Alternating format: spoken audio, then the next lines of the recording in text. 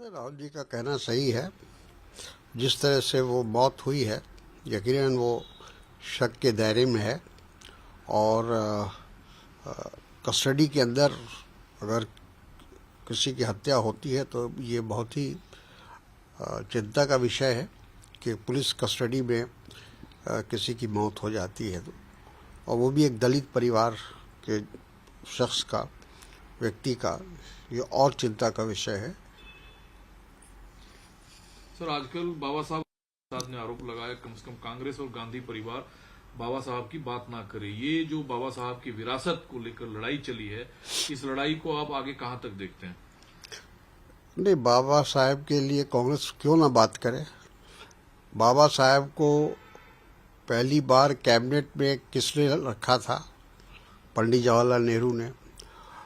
बाबा साहब को संविधान निर्माण करने के लिए, बनाने के लिए जो ड्राफ्टिंग कमेटी बनी, उसका चेयरमैन किसने बनाया था? कांग्रेस ने बनाया था।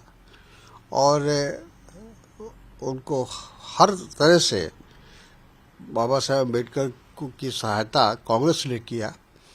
और जब वो चुनाव एक बार हार गए वो बंगाल में, तो फिर महाराष्ट्र में अपने कांग्रेस के व्यक्ति से इस्तीफा दिला के उनको दोबारा कॉन्स्टिट्यूएंट असेंबली में लाने का काम कांग्रेस ने किया।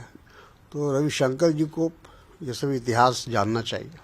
सर, बांग्लादेश ने आधिकारिक तौर से अनुरोध किया है।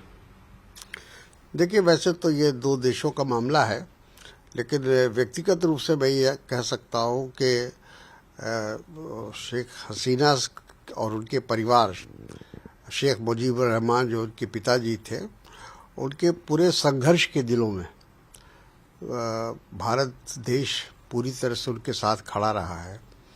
और बांग्लादेश की आज़ादी पे भारत का एक बहुत बड़ी भूमिका रही है। तो आज जो बांग्लादेश की जो परिस्थिति है, राजनीतिक परिस्थिति, वो पूरी तरह से स्टेबल नहीं है। अभी वहाँ लोकतंत्र की बहाली नहीं हुई है, चुनाव हुआ नहीं है।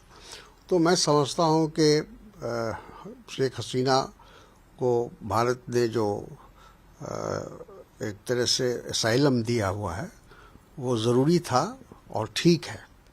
दूसरा सवाल सर ये है कि सुरेश यादव ने भाजपा को हिंदू आतंकवादी पार्टी कहा। अखिलेश यादव ने भी इसका बचाव किया है और कहा है कि जो भाजपा जो है वो हिंदू आतंकवादी पार्टी है। देखिए, एक बात तो स्पष्ट है, जिस तरह से जो देश का माहौल बिगड़ता चला जा रहा है, तो एक आतंकित करने का काम तो भारतीय जनता पार्टी कर ही रही है, संघ परिवार कर ही रहा है। एक समुदाय विशेष को एक तरह से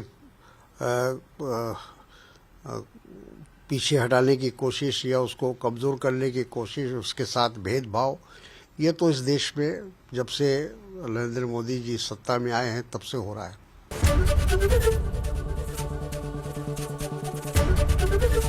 एबीपी गंगा, खबर आपकी, जुबान आपकी।